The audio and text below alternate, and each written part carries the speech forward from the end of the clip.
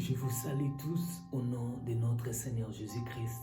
Je remercie Dieu pour cette grâce qu'il m'a encore accordée aujourd'hui de partager avec vous l'évangile éternel. Que la paix du Seigneur soit avec vous. Aujourd'hui, j'aimerais partager avec vous, j'aimerais vous montrer que le mot Lucifer n'a jamais été le nom de Satan ou le diable.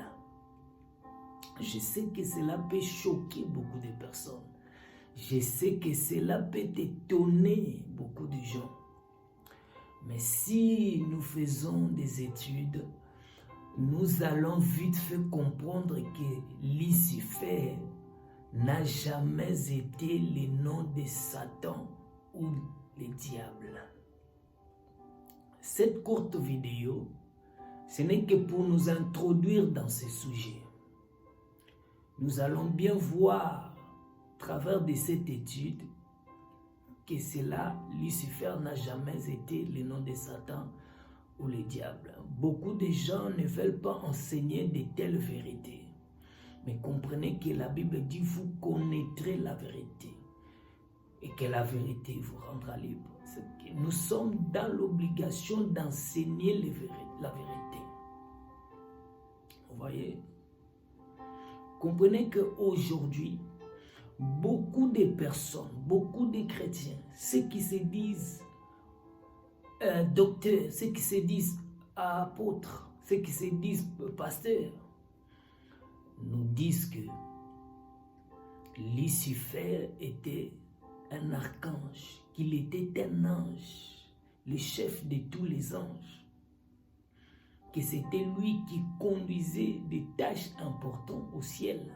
On nous dit qu'il était intelligent, qu'il était puissant, qu'il était beau et qu'il était aussi l'ange préféré de Dieu. Beaucoup nous disent que c'était lui qui conduisait la musique de Dieu, les adorations et la louange. Par la suite, on nous dit que ce Lucifer s'était révolté contre Dieu. On nous dit que ce Lucifer s'était rébellé contre le Seigneur parce qu'il voulait prendre la place de Dieu. Il voulait être comme Dieu. Quand il s'est rébellé, on nous dit que Dieu l'avait chassé. Il n'était plus dans la présence de Dieu. C'est alors qu'il va porter le nom de Satan, le diable, tous les noms que vous souhaiterez lui donner. Comprenez bien aimé, il y a beaucoup de choses à dire sur Lucifer. Il y a beaucoup de croyances sur Lucifer. Mais nous ne pouvons pas tous les partager dans cette courte vidéo. Mais comprenez que c'est la croyance de plusieurs chrétiens et de plusieurs enseignants de la parole de Dieu. Qu'est-ce que la Bible nous dit? Si vous cherchez dans la Bible, si vous cherchez dans les Écritures, vous n'allez jamais trouver ces choses.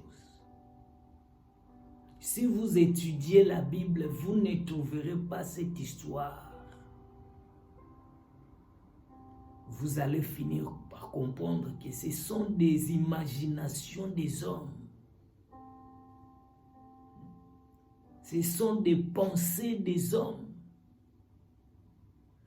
qui prennent des versets hors contexte pour essayer de soutenir cette histoire.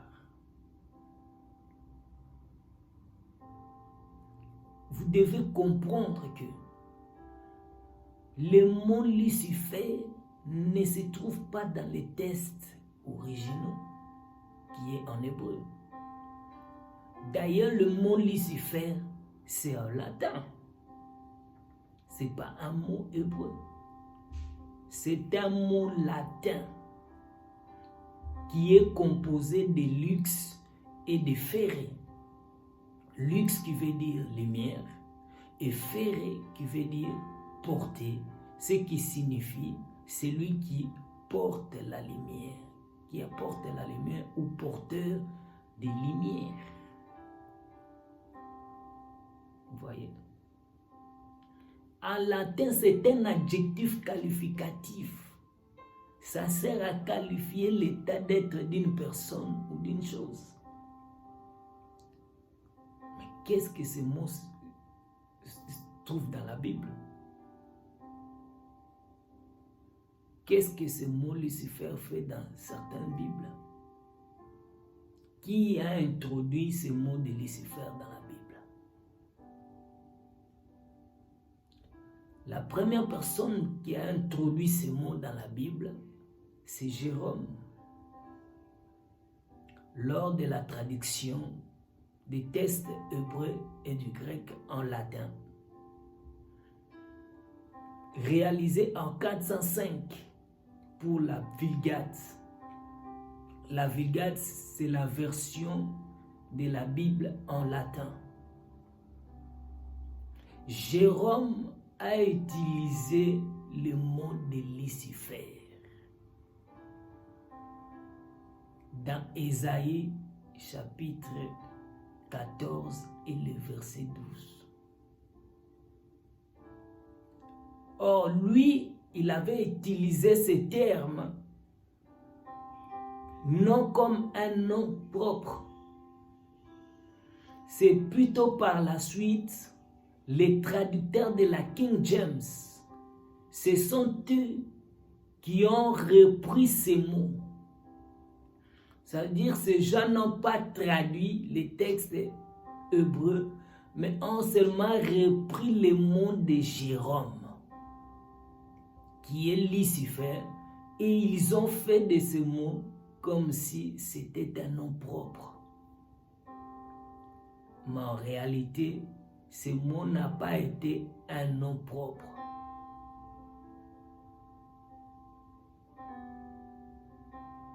C'est de là que commence cette histoire de Lucifer.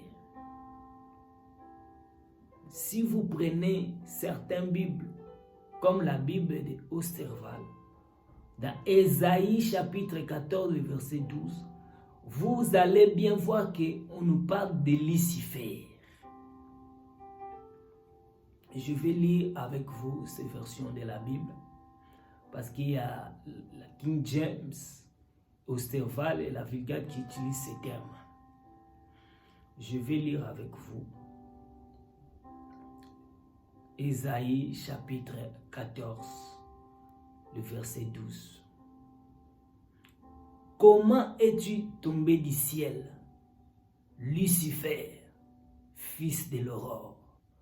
Comment as-tu été abattu à terre, toi qui foulais les nations? Je vous invite à lire tous les chapitres d'Ésaïe pour vous mettre dans les contextes.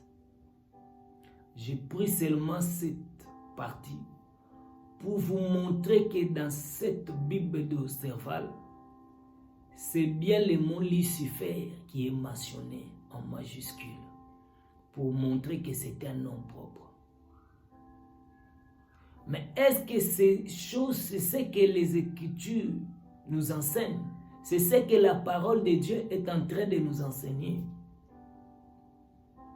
Est-ce que dans ces chapitres d'Ésaïe, on nous parle de Lucifer? C'est ça les questions que nous devons tous nous poser. Aujourd'hui, comprenez que les chrétiens ne se posent plus de questions. Les chrétiens ne prennent plus le temps de vérifier ce qu'on est en train de les enseigner.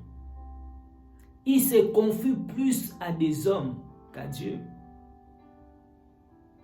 Ils se confient plus à leur docteur. Ils se confient plus à leur pasteur, à Dieu. Et aujourd'hui, les pasteurs, les docteurs ne veulent plus aussi écouter les fidèles. Ça veut dire qu'ils se sont placés en chefs, comme des chefs. C'est-à-dire que ce sont eux qui commandent, vous êtes là seulement à écouter ce qu'ils disent et vous ne pouvez pas les contredire. Si vous les contredisez, vous êtes considéré comme un païen. Vous êtes considéré comme un rebelle. Oui.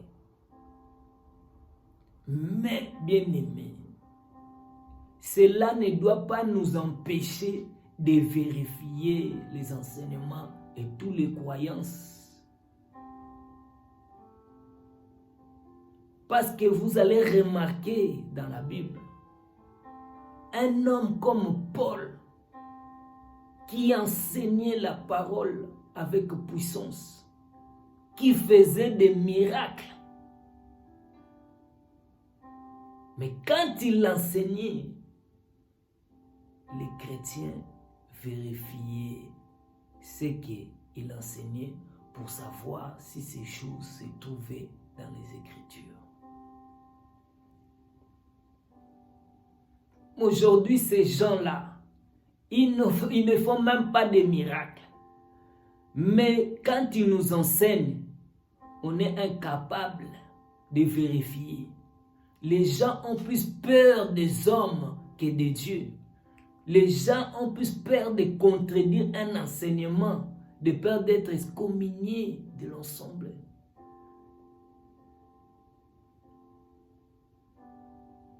Mais est-ce que toutes ces choses doivent nous empêcher d'enseigner la vérité?